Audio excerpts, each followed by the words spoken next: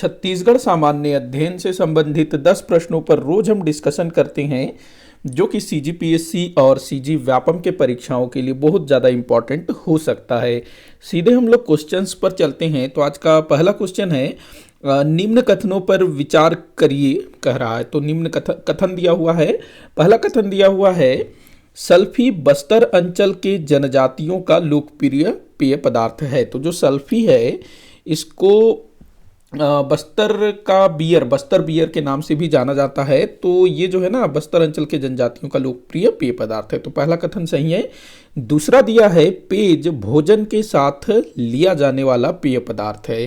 तो ये कथन भी सही है। ये जो पेज है ना, ये बस्तर अंचल के जनजातियों में प्रचलित है। तो ये विशेष करके गोंड जनजाति आप ले सकते हैं। तो पेज जो है चावल का जो कनकी होता है या मड़िया होता है, मोटा अनाज जिसको बोलेंगे, उससे ये तैयार होता है। और ये जो है ना नॉर्मल होता है, मतलब जैसे सल्फी हो गया ये अल्कोहल वाला होता है, मतलब एक तरह का नशीला पदार्थ होता है सल्फी। लेकिन पेज जो है वैसा नहीं होता। इसको बच्चे बूढ़े बीमार सब ले सकते हैं। तो ये भी सही है। अगला दिया है, लांदा गोंड जनजाति का प्रिय पेय पदार्थ है। तो ये भी ठीक है। लांदा भी ना नशीला होता है। अगला दिया है, माड़िया जनजाति द्वारा तुंबा का प्रयोग पेय पदार्थ को संग्रहित करने के लिए किया जाता है। तो ये भी बिल्कुल सही है।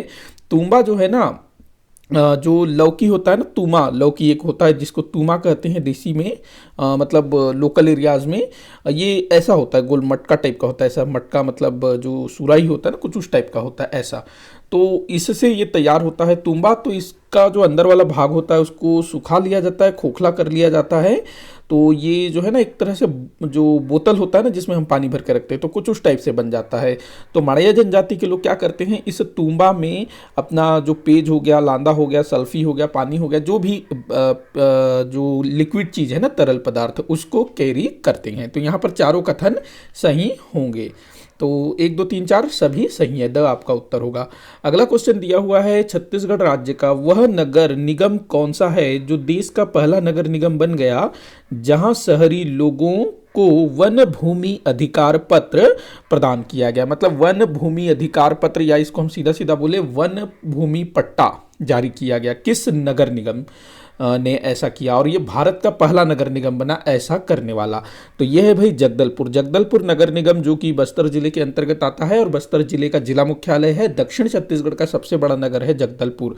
तो इसी ने जो है ना वन भूमि अधिकार पत्र लोगों को प्रदान किया। तो इंपॉर्टेंट हो सकता है ये चीज। अगला क्वेश्चन दिया है, शहीद गेंद सिंह महाविद्यालय स्थित है। तो भाई जो शहीद गेंद सिंह हैं, इन्होंने वर्ष 1825 में परलकोट विद्रोह का नेतृत्व किया था और उस क्षेत्र में उनका जो है काफी नाम है। आज भी जो लोग हैं इनको याद करते हैं। तो कांकेर में है ना परलकोट। तो जो चारामा है, चारामा, यहाँ पर जो कॉलेज है, जो महाविद्यालय है, उसका नाम है शहीद गेंद सिंह महाविद्यालय। ध्यान रखना। कांकेर में जो कॉलेज है मेरे ख्याल से उसका नाम शायद राजा भानु प्रताप कॉलेज ऐसा कुछ है शायद। आप बताइए अगर किसी को नॉलेज होगा तो चारामा में है शहीद गेंद सिंह महाविद्यालय। अगले क्वेश्चन की ओर हम बढ़ते हैं। तो सूची 1 में दिए गए लोक पर्व को सूची 2 में दिए गए माह से सुमेलित कीजिए, ये कह रहा है। तो देख लेते हैं भाई, जेठाउनी। जेठाउनी जिसको देव उठनी भी कहा जाता है, ये कार्तिक शुक्ल पक्ष एकादशी को मनाया जाता है। कार्तिक मास में शुक्ल पक्ष एकादशी को यह पर्व मनाया जाता है। मेरे चैनल पर ना आपको छत्तीसगढ़ के लोक पर्व से संबंधित एक वीडियो मिलेगा जिसको मैंने कुछ ही दिन पहले अपलोड किया था, उसको आप लोग देखिएगा। छत्तीसगढ़ के लोक पर्व से संबंधित जो भी डाउट है आपके सारे क्लियर हो जाएंगे। तो जेठाउनी, देवउठनी एक ही चीज है। इसी को जो है छोटी दिवाली भी कहा जाता है। दीपावली के 11 दिन बाद इसको मनाया जाता है। इस दिन जो है गन्ने की पूजा होती है, साथ में शकरकंदी की भी पूजा होती है। और इसी समय जो है ना बिलासपुर में राउत नाचा महोत्सव भी चल रहा होता है। छेरछेरा की बात करें तो भाई ये पौष पूर्णिमा को मनाया जाता है। पौष पूर्णिमा को, ये काफ़ी फेमस है हमारे छत्तीसगढ़ का। भोजली की बात करें तो ये भादो प्रथमा, प्रथमा को क्या कहते हैं, प्रतिपदा। मैंने बताया है इसको भी, भादो प्रतिपदा को मनाया जाता है भोजली। भादो कृष्ण प्रतिपदा। हाँ, उसके बाद अरवा तीज ये मनाया जाएगा आपका बैशाख महीना में। तो आपका कूट क्या बन रहा है भाई, तो 3, 4, 2, 1, 3, 4, 2, 1, ये आपका कूट बन रहा है 3, 4, 2, 1, 3, 4, 2, 1, ये रहा तो त्योहार से जो है क्वेश्चन पूछा ही जाता है, तो आप लोग इसको अच्छे से करिएगा, मेरे चैनल पर वीडियो मिल जाएगा। अगला क्वेश्चन दिया है हेमचंद यादव विश्वविद्यालय किस जिले में स्थापित है? हेमचंद यादव विश्वविद्यालय, तो भाई ये जो विश्वविद्यालय है हेमचंद यादव विश्वविद्यालय, ये दुर्ग विश्वविद्यालय का नया नाम है, जिसको खाली दुर्ग विश्वविद्यालय कहा जा रहा था ना, तो उसको अब क्या नाम दिया गया है? हेमचंद यादव विश्वविद्यालय। तो ऐसे जो भी संस्था थे उनके नाम परिवर्तन होते रहते हैं, तो उनसे अक्सर क्वेश्चन पूछा जाता है। अगले क्वेश्चन की ओर बढ़ते हैं। छत्तीसगढ़ में ई पंचायत प्रोजेक्ट का उद्घाटन कब हुआ? तो ये क्वेश्चन ना सीजीपीएससी ने पूछा है, तो इसका उद्घाटन हुआ था 26 जनवरी 2005 को। 26 जनवरी 2005 ई पंचायत प्रोजेक्ट का उद्घाटन। नेक्स्ट क्वेश्चन है, बिजौरा पहाड़ स्थित है। बिजौरा पहाड़, ये जो क्वेश्चन है मेरे ख्याल से शायद पिछले साल किसी एग्जाम में आया था शायद। तो ये जो बिजौरा पहाड़ है ये पेंड्रा लोरमी के पठार में स्थित है, बिजौरा पहाड़। अगला क्वेश्चन है, रायपुर के कलचुरी शासक अमर सिंह को मराठों ने जागीर के रूप में निम्नलिखित 3 परगने दिए थे। तो देखो, जो अमर सिंह हैं ये रायपुर के अंतिम कलचुरी शासक थे। तो जब जो मराठे हैं वो रायपुर पर अटैक करते हैं, तो उसके बाद जो वहाँ का जो शासक होता है उससे जो है ना सारा जो क्षेत्र है वो ले लेते हैं, लेकिन वहाँ के शासक अमर सिंह को जीविकोपार्जन के लिए कुछ परगने दे देते हैं। तो वो परगने कौन कौन थे? 3 परगने दिए गए थे। तो वो 3 परगने थे रायपुर, राजिम, पाटन।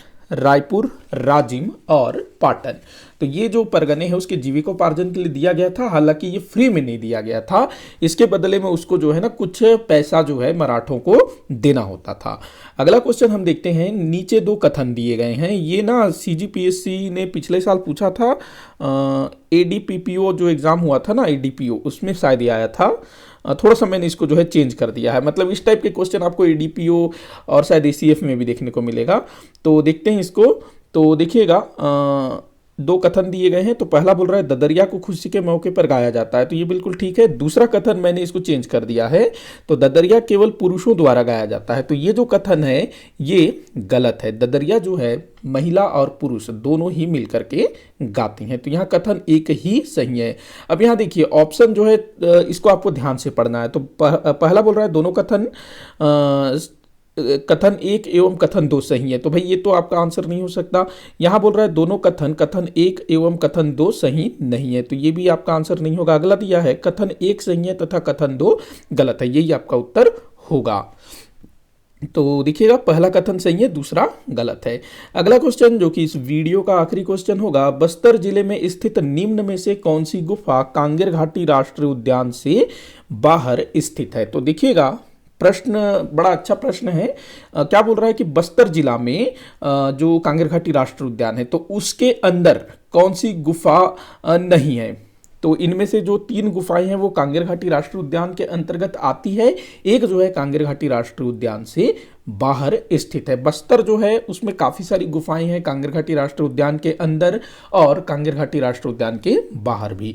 तो देखिएगा, देवगिरी गुफा ये जो है कांगेर घाटी राष्ट्रीय उद्यान में है, दंडक गुफा भी है, शीत गुफा भी है, लेकिन जो अरण्यक गुफा है ये कांगेर घाटी राष्ट्रीय उद्यान से बाहर स्थित है। ये तोकापाल क्षेत्र में है अरण्यक गुफा, और बाकी जो देवगिरी गुफा है, दंडक गुफा है, शीत गुफा है, इसके अलावा जो कुटुमसर की गुफाएं हैं, हरी गुफा है, कुटुमसर गुफा के निकट ही हरी गुफा, और कैलाश गुफा, याद रखना, बहुत सारी गुफाएं हैं। तो वो सब जो है कांगेर घाटी राष्ट्रीय उद्यान के अंदर स्थित है। इसके अलावा तीरथगढ़ जलप्रपात, कांगेरधारा जलप्रपात, भैंसा दरहा, ये सब भी जो है कांगेर घाटी राष्ट्रीय उद्यान में स्थित है। कांगेर घाटी राष्ट्रीय उद्यान से बहुत सारे क्वेश्चन पूछे जाते हैं। मैंने पिछले दिनों कांगेर घाटी राष्ट्रीय उद्यान पर एक वीडियो अपलोड किया था, आप उसको जरूर देखिएगा। कांगेर घाटी राष्ट्रीय उद्यान से सारे डाउट आपके क्लियर हो जाएंगे। तो इसका आंसर होगा अरण्यक गुफा।